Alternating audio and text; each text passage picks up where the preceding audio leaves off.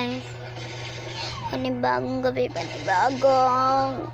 Titingnan na natin yung mga comment nyo. Kapuin ako ba?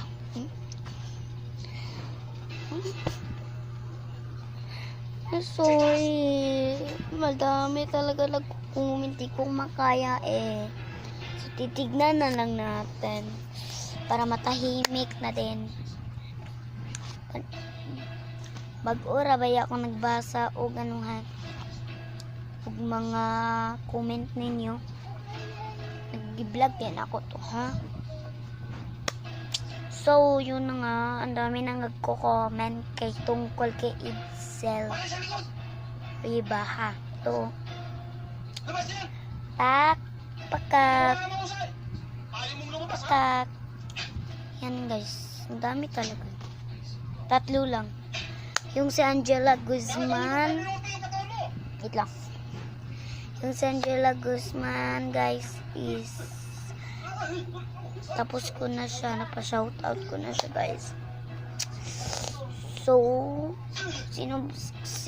gisubscribe ko niya ha. Gisubscribe ko niya. Tanaw na ko. Hindi sa ka-subscribe. So, ito na nga. Babasahin ko na yung comment ni Angelica Tyson Ramayla. So, let's go. Sabi ni dito ni Angela, i-prank mo si Itzel Ribaha sa school. Oh, yan din yung sinabi ni Angela Guzman.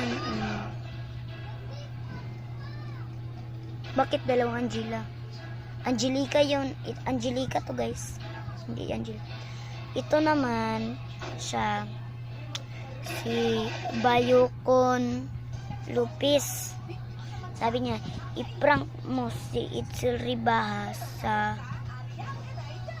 school. Ito, i-prank mo. Ito si Rowena Luisa.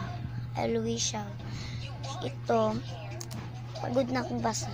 I-prank mo si Itzel Ribaha sa school at ipakita yung haunted. Okay, madami na sasabi yan guys. May haunted daw. So, pakita na natin sa bukas, Friday. Bye.